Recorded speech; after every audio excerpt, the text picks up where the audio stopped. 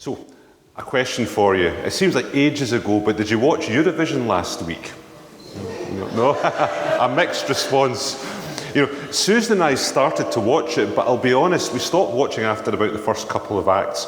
It's not like the old days. And in a way, I think that's a good and a bad thing. On the one hand, it's now a very glorious, glamorous stage production, all very glitzy and very professional looking. But on the other hand, it could do with a bit of Terry Wogan. And by that I mean the innocent charm of the 70s and 80s has gone completely. And if anything, it's now a completely different entity, unrecognisable from shows of the past. And as I was thinking about this, my mind began to wander to other shows that have changed beyond all recognition. And since we're talking about Terry Wogan, don't you think that Children in Need is completely different too?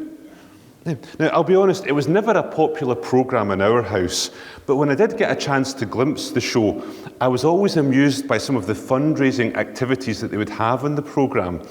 People would lie in a bath of beans for the day in their local Tesco supermarket, or medical students would steal a hospital bed, dress up, and then charge around their local area, collecting in buckets. Not these days, though.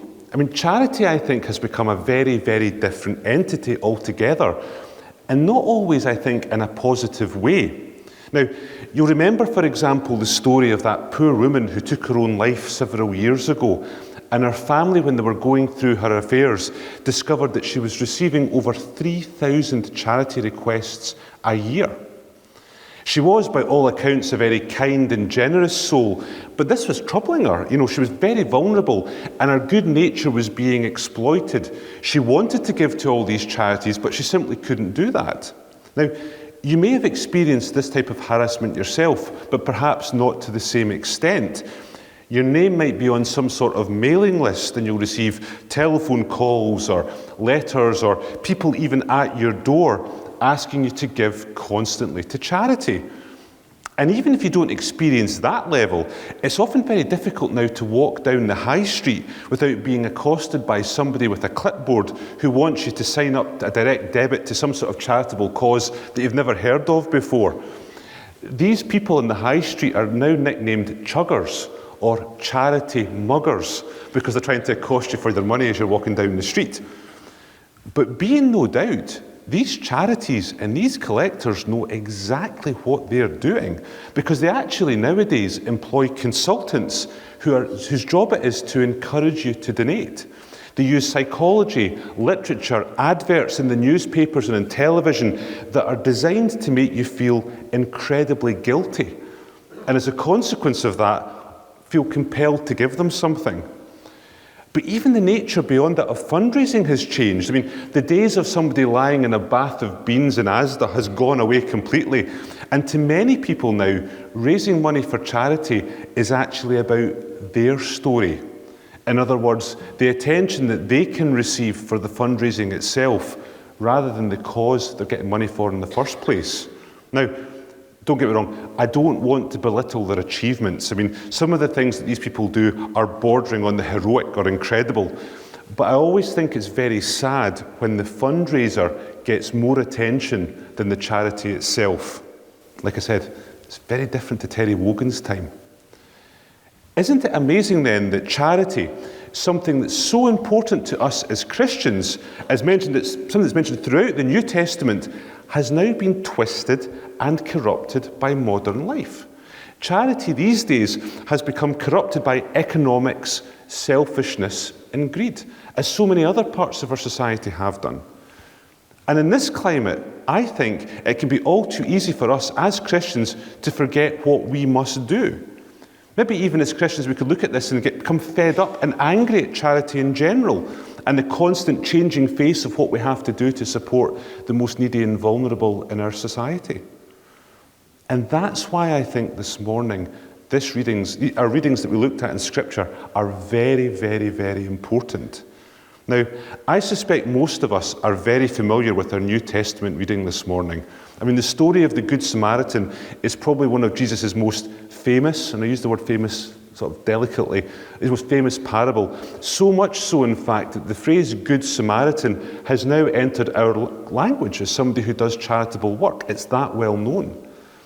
But it's interesting actually when you unpick all of that, because it's a parable that follows on from a very reasonable question from a Jewish expert in the law. Now, this expert that we read about in the reading today actually seems to be quite sympathetic to Jesus in a way that most of them aren't normally.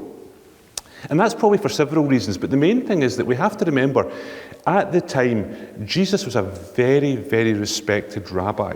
His knowledge of Scripture was really second to none. He was a figure of great respect. And you can see that in this interaction, because this expert in the law doesn't seem to be trying to catch Jesus out. And he seems genuinely curious. And also, he describes Jesus as his teacher. And that's a real term of respect. So this interaction is almost like an academic or a theological conversation that we're party to. And first of all, the expert asks Jesus about the greatest commandment. And Jesus replies, the greatest commandment is to love God with all your heart, soul, and mind, and love your neighbour as yourself. Now, the use of the word neighbour in Judaism is actually used quite flexibly. So when they use neighbour in Jewish workings, it could mean, for example, your fellow Jew, somebody who shares your faith. Your neighbour could be literally the person that lives next door to you. Or if you look at it in a sort of a community term or a country term, your neighbour could be the geographical country that lies next to your own. So when the expert asks Jesus, who is my neighbour? He was probably asking Jesus to clarify this point. It's an important theological point. Are we talking about my fellow Jew, the person next door, or that country that lies across our border? He wants to try and unpick that. But I'll bet the expert was very surprised by the answer that he received. Because the response that he got from Jesus, this parable is full of theology. So let's unpick it. So first of all, we talk about this traveller. Jesus is talking about this man who's travelling from Jerusalem to Jericho. Now, it's important to recognise that in those days, Jerusalem was a place of safety. It was a place of peace. It was a wonderfully harmonious place to be if you were Jewish. Not Jericho. Jericho was, for lack of a better word, a dump. And a dangerous dump at that. It was full of robbers, it was full of thieves, it was full of bandits. It was a dangerous place to go. So first of all, the idea that anybody would want to go from Jerusalem to Jericho was just crazy. It was an odd idea. But the road itself, the journey that he had to take, was also very, very dangerous. The road from Jerusalem to Jericho, even up until the 1930s, was described as the Red or Bloody Way. It was full of bandits. It's a really dangerous excursion to go on. It's not the kind of thing you would do alone. And yet, the traveller did this. So when you hear this expert in the law hearing this story, he must have thought that the traveller was completely reckless, foolhardy, or an absolute idiot for making this journey in the first place.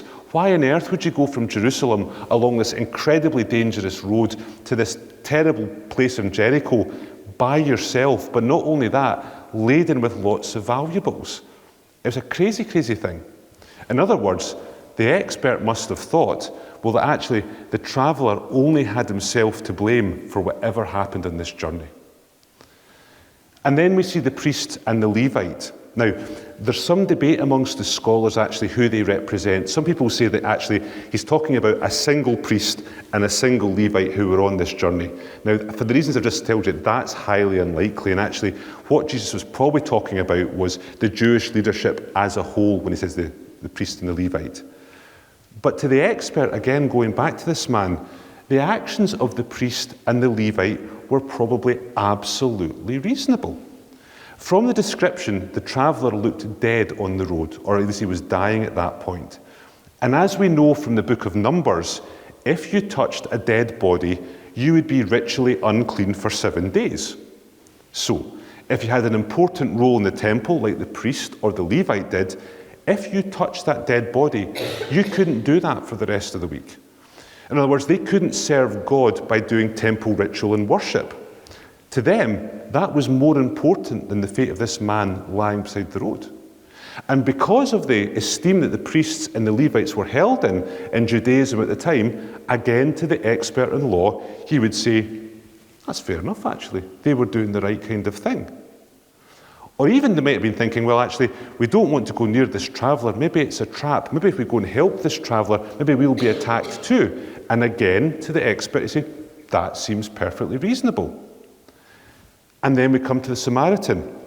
Now, Samaritans is a word that we use very commonly in our English language, as I touched on previously. But you have to remember that the Samaritans at the time were absolutely despised by the Jews. They were hated by them. Now, the reason for that is the Jews placed a lot of emphasis on their racial identity. You know, they were strong as a nation because they had this very, very clear identity based around Scripture, around the Old Testament. But the Samaritans had their own version of the Torah, or the law. So they were seen as impure. And the Jews didn't want to mix with the Samaritans because they were concerned that their impurity might come into their religion and corrupt their faith. The Samaritans, therefore, to the Jews, were not even worthy of contact because they were dangerous. They could damage their nation and really destroy who they were. And in fact, if you called somebody a Samaritan in those times, that was an insult. If you called somebody a Samaritan, that was a term of abuse. You were saying to them, you're a heretic. You don't understand the Jewish law. You're doing things your own way. And in fact, that's why Jesus at times was called a Samaritan. You see it in John chapter 8, because people are trying to say to him, you're not one of us. You're different. You're trying to corrupt our faith. And actually, you can see this kind of visceral hatred and dislike of the Samaritans in our reading this morning. The Samaritans are so despised that the expert in the law can't even use their name when Jesus asks who was a neighbour. All the expert can do is reply, the one who had mercy on him. The expert in the law couldn't even say Samaritan. That was the depth of the animosity between the Jews and the Samaritans at that time. So to the expert, the Samaritan could never be the good guy in this story. He could never be the hero. But at every single level in this parable, that's what the Samaritan is. He's portrayed as being kind, as caring, as loving. He's the one that takes pity on the traveller. He probably used his own clothes to bind his wounds. He used his own oil and wine to tend his injuries. He then got off his own donkey and walked while this traveller was placed on the donkey so that he wouldn't suffer and struggle. And then when they get to the inn, the Samaritan pays his own money for this man's care, this complete stranger, his enemy's care. He paid for himself. And interestingly, I think actually he was quite an honest guy, this Samaritan as well. He had a good line of credit in the inn because the innkeeper trusted him to come back and pay his debts later on. So at every level, the Samaritan here is the good guy. He's not the enemy you would expect. To somebody who's expecting the Jewish leadership roles to be the heroes, instead we see somebody who's helping somebody else, helping his enemy, even at the risk of their own well-being and being attacked by the bandits, their own enemy. You could imagine the surprise, therefore, at hearing this parable, not only amongst the expert, but when this parable is told more widely. Now, there's lots that we can extract from this. You know, we can see Jesus as the Samaritan, for example. We can see ourselves as the traveller being lost and all that kind of thing. But today, what I want to do is I want to focus on the charity aspect of this story, especially as we come to the end of Christian Aid Week. Now, as I said earlier, I think our society's understanding of charity, like many things in our modern world, has changed, and not for the better. It seems that to many people these days, charity has become a business, trying to make as much money as possible, even if it involves harassing people on the streets or in their own homes, or even on television. Charity these days seems to be about making people feel guilty or irritated, so they give their money to stop the annoyance. Charity is no longer about the cause itself to many people. Is that right? Did the Samaritan help the traveller because he was annoyed and just wanted him to go away or keep quiet? But modern charity to some is also about the fundraiser rather than the cause. To some people, the cause isn't important anymore. It's about the amount that you can raise and then the congratulations that you receive for your efforts. Now, again, I don't want to dismiss people or their efforts. They do some fantastic work. But at times, to me at least, it seems that the glory of the fundraising is more important than the cause.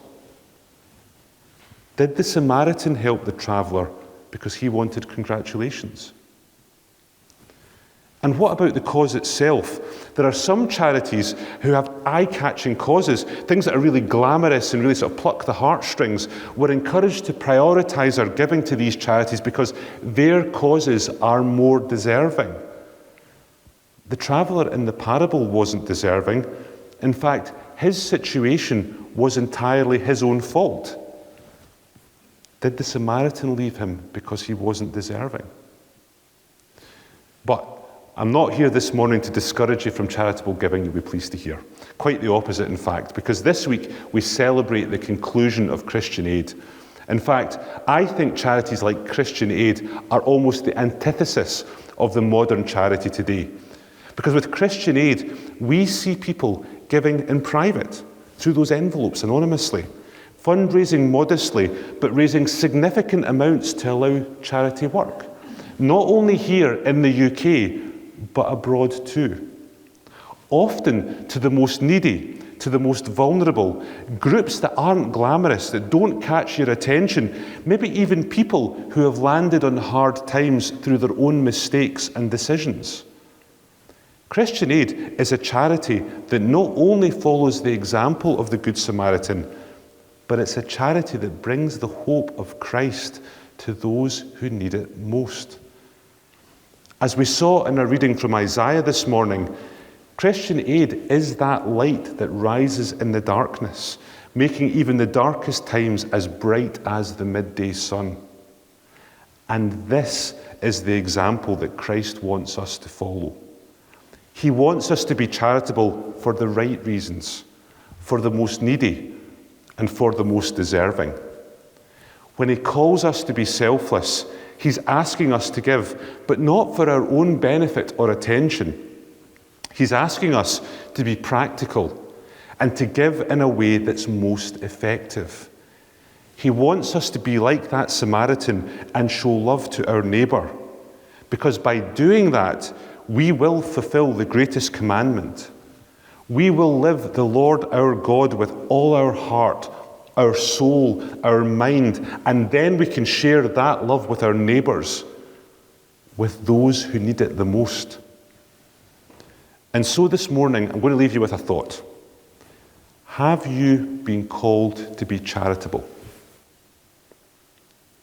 But so far, have you been like that priest and the Levite and just walked on by? Have you ignored that call? Or will you be like that Samaritan?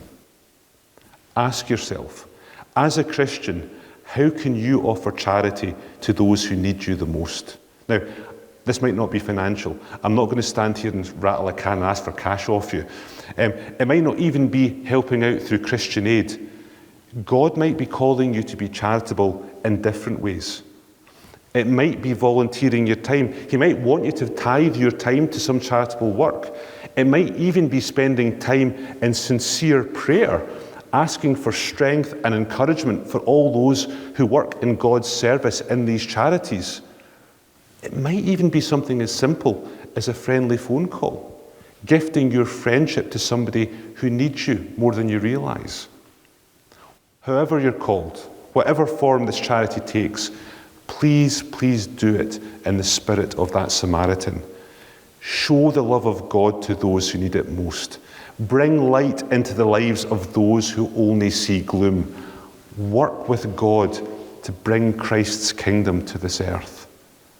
Because I promise you, if you can do that, God will bless you. Because then you will become like God's only Son, sharing his love, his hope, and his light to this world. And what a thought that is, to be able to share our joy with others in his service. Amen.